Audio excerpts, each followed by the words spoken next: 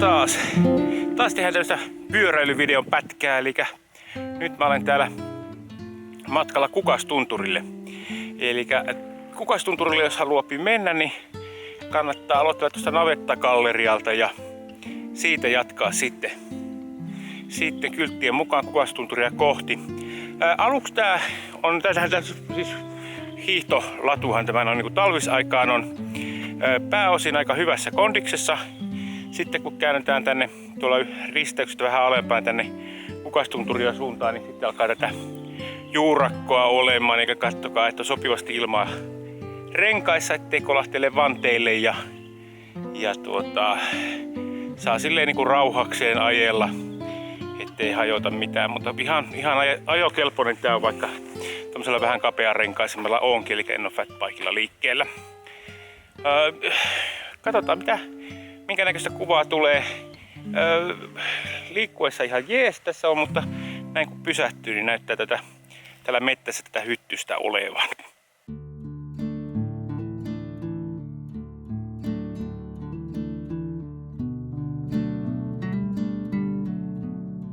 Tää on tää Kukaksen rinteen metsä, niin tää on musta ihan niinku ehkä kauneimpia metsiä, mitä olen käynyt.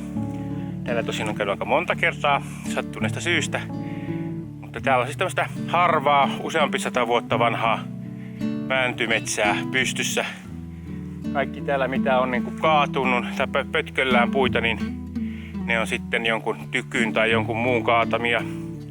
Sitten se mitä näkyy moottorisahan jälkeen, niin ne on ihan vaan sen verran, että on saatu puut pois tästä polulta. Eli tää on ihan luonnontilassa kansallispuistossa ollaan. Ihan vaikkei jaksaisi tonne päällekään saakka kivuta, niin mun mielestä tää on niinku jo ihan näkemisen arvoinen tää puutonta osaa edeltävä mettä tässä. Että tykkään tästä kovasti. Tämmöisiä soisi olevan enemmänkin Suomessa. Eikä sitä pelkkää puupeltoa. Mä jatkan tässä matkaa ennen kuin hyttyset sammuttaa. Tää on kanssa hieno, kun tässä pikkuhiljaa alkaa näkymään tätä muita tuntureita tuolta. Komean näköistä tämä maisema täällä.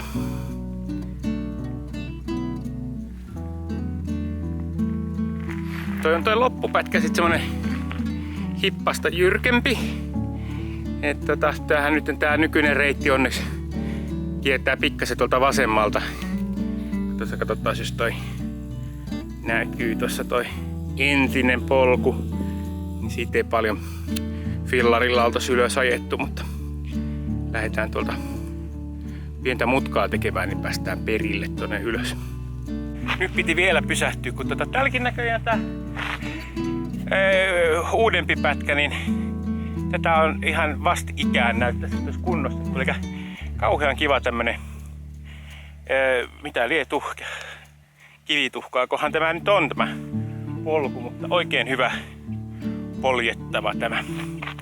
Eli ei ollenkaan niin pieni pätkä oli tuossa kivikkoa ja ryteikköä. Se nyt ei ole fatbike-miehille oikein mieleistä, mutta mä tykkään enemmän tämmöistä sileämmästä, nautin enemmän tuosta luonnon katselusta kuin tuosta varsinaisesta ajamisesta.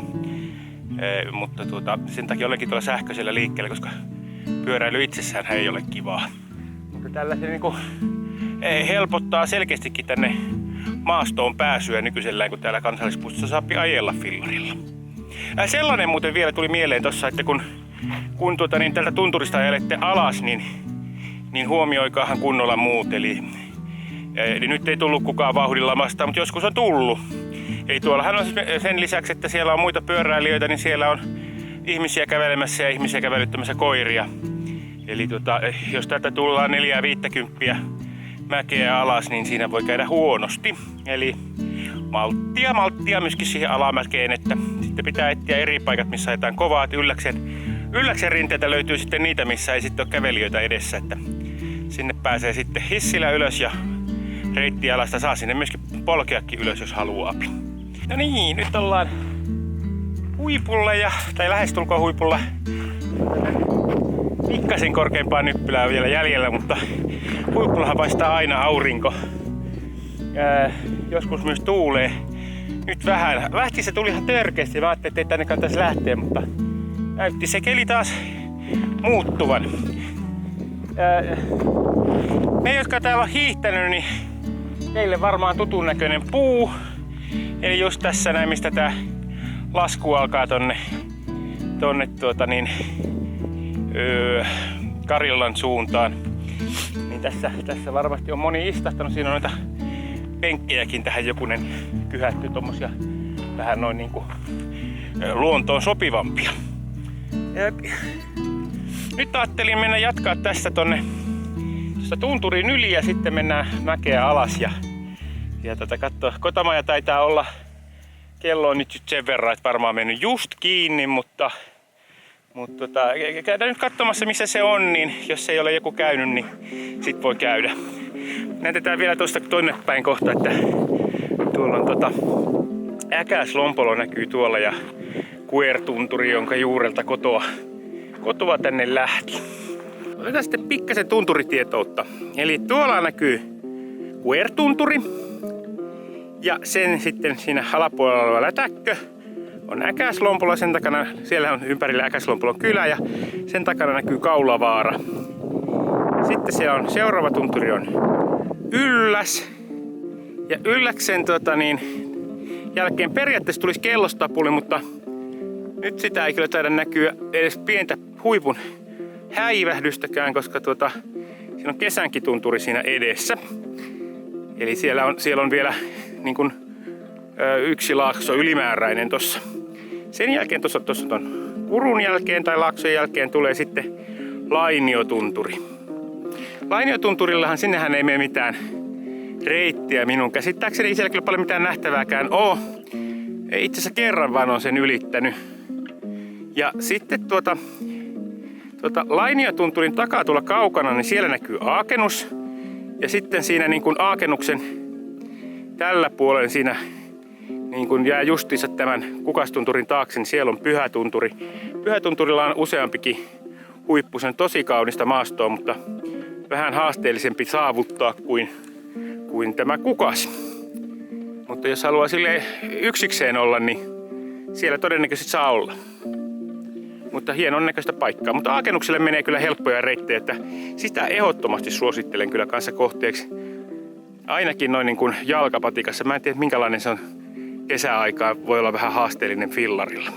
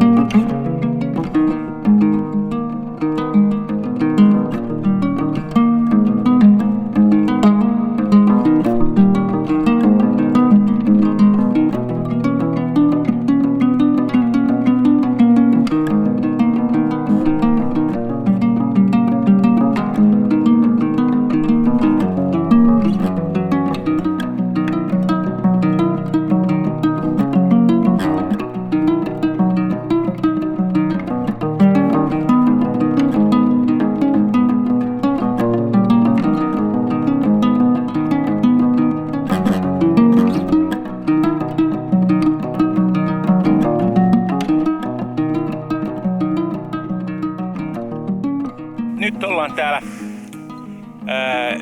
menossa alas täältä Kukastunturilta ja tää on tuossa kanssa hienon näköinen polku täällä, mikä tänne menee ja komeita tunturimaisemaa täältäkin. Siinä näkyy sitten Lainio tuossa toisella puolella ja joku pieni pilkka siellä näyttää vielä luntakin oleva.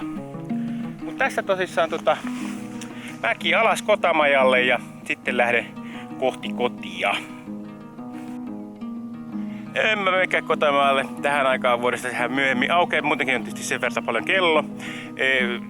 No, drone-kuvaa, niin näette sen pieni pisto tästä polulta. Eli mä nyt jatkan tässä takaisin Äkäslompoloon päin. Näyttää olevan Äkäslompolo 8 tossa, eli kotia joku 9 kilometriä, 10 kilometriä. Mä polkasen sinne. Moro!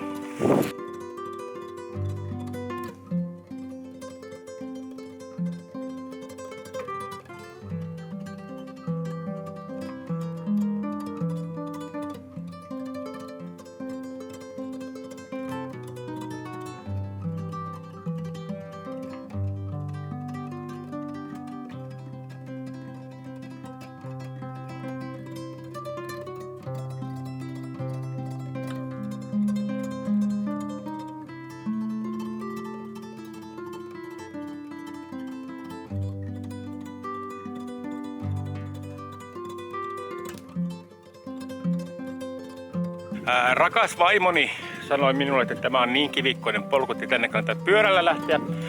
Valehteli.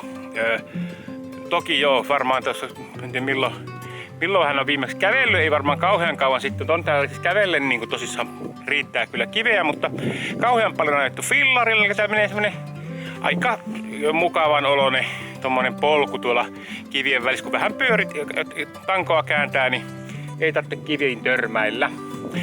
Nyt mä oon tässä tässä toisinpäin kamerani näkyy. Nyt mä olen täällä Latvamajan ja Hangaskurun risteyksessä. Eli Hangaskurun on tästä kilometrin verran. Kiva kota siinä, että se on niinku, siihen pääsee mukavasti fillarilla. Tässä sitä ollaan valinnan paikassa, eli risteys kun menee tuonne Kukakselle päin, niin pitää tehdä tiukka päätös, että meneekö ensin suoraan Kukakselle vai meneekö Kotamajan kautta. Ja tähän ei ole kuin yksi oikea vastaus, jota näköjään lähes kaikki muut täällä liikkuneet eivät tienneet. Eli ehdottomasti ensin Kukakselle, koska siinä on tommoista niinku, kaiken maailman juurakkoa tuossa matkalla. Ja en ainakaan tykkäisi tulla sitä jyrkkää fillarilla alaspäin siinä juurakossa. Se on ihan jees. Ylöspäin mennessä ei häirinyt juuri laisinkaan. Mutta sitten taas kun tullaan tuolta Kotajamalta tänne päin, niin aika bueno paana kuitenkin oli, että vaikka tosissaan rakkaani väitti, että siellä on kovaa kivikkoa, niin en yhteenkään kiveen törmännyt, vaan sitä pääsi sulavasti tulemaan ja melkein koko matkan saa tulla semmoista ihan kevyttä alamäkeä, että vahvasti suosittelen niin päin, että otatte tässä, valitsette vasemman ja sieltä menette ylös ja laskettelette sitten sen mukavan kiimurtelevan mäen sitten sinne Kotamajan suuntaan ja sitten sieltä tulette tänne takaisin Karilaa kohti. Jos menette toiseen suuntaan, niin teette virheen. Minä jatkan tästä. Tässä nyt on sitten tämmönen isompi risteys, eli tässä ihan lyhyt matka tuosta Karilan navettagalleriasta niin tänne kansallispuiston puolelle, niin tässä pitää sitten tehdä semmoisia päätöksiä, että mihin sitä meinaa mennä. Eli jos tuohon suuntaan lähtee, niin sieltä löytyy Äkäshotellia ja mitä sitä lukee, Kukastunturin polkaisu. Jaa, se lähtee jostakin, näköjään tää reitti lähtee jostakin ihan muualta kuin mistä minä tulin.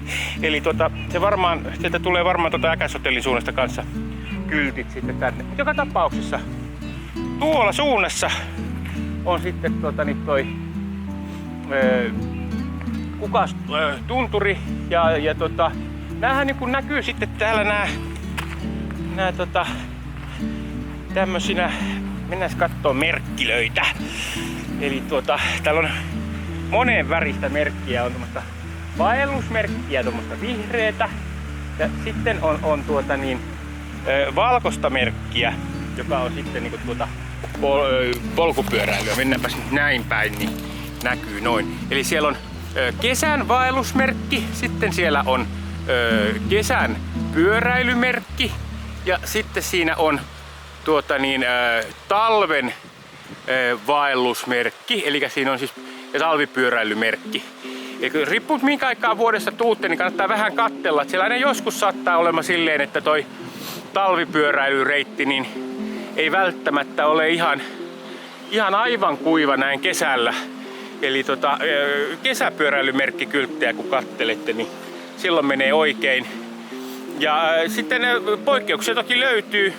Tässä on talvipyöräilymerkki, mutta sehän on aivan priimaa, koska minähän sieltä juuri tulin tuossa jokunen hetki sitten. Tai on tästä jo aikaa, koska kävin jo kukaksen päällä. Mutta nytten jatkan matkaani. Sitten täällä jonnin verran sitten löytyy tämmösiä merkkejä. Kansallispuistossahan nyt ei ehkä olisi hyvä mennä näille muille poluille kuin niille, mitkä on pyöräilijöille varattu. Mutta vaikka tuossa nyt lukee, että merkattu, että jalankulkukin on kiellettyä, niin kyllä se näin kesällä on ihan sallittua. Että jos joku tulee kovasti suksilla vastaan, niin se on sitten sen oma ongelma, jos tulee kolari tällä kelillä. Talvella on sitten pikkasen eri juttu. Silloin tänne ei ole asiaa jalan eikä fillarilla. Nythän me ollaan tällä suhteettoman uudella, en mä tiedä milloin täytettiin, ei montaa vuotta sitten, aika uusi kuitenkin, niin silta, joka menee nytten tästä Äkäsjoen ylitte ja Karila on tuolla suunnassa ja Kukas tuolla suunnassa ja Karila melkein tuossa näkyy, eli jos sitä kautta tulee, niin melkein heti päätyy tähän sillalle ja tästä sitten tuon isomman risteyksen kohdalta valitsee Kukaksen ja sieltä se sitten löytyy se Kukastunturi. Eli tää on ihan melkein mahdotonta lukutaitoisen eksyä, että kyllä noin nykyisin nuo kyltit on hyvät, että joskus oli vähän sellaista sanomista, mutta nyt kyllä jos sanoo, niin sitten on itsensä vika. Ja sitten kannattaa muuten, jos niinku kiinnostaa, niin ladata toi Ylläksen sivuilta, niin sieltä löytyy karttapalvelu. 10 euroa taitaa olla sen hinta. Eli sillähän sitten kustannetaan näitä kesä- ja talvireittejä, että tähän ihan jonnin verran rahaa uppoaa tähän reitistön ylläpitoon.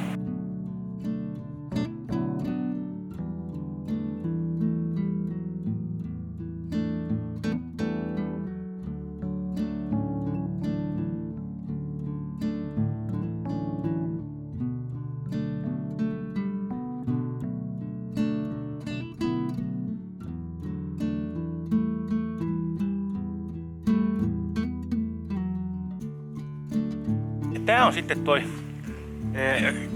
Karilan navettagalleria. Tässä ehdottomasti kannattaa pysähtyä. Nyt on tänään tähän aikaan niin kiinni, mutta erittäin hyvät eväät ja hienoa taidetta.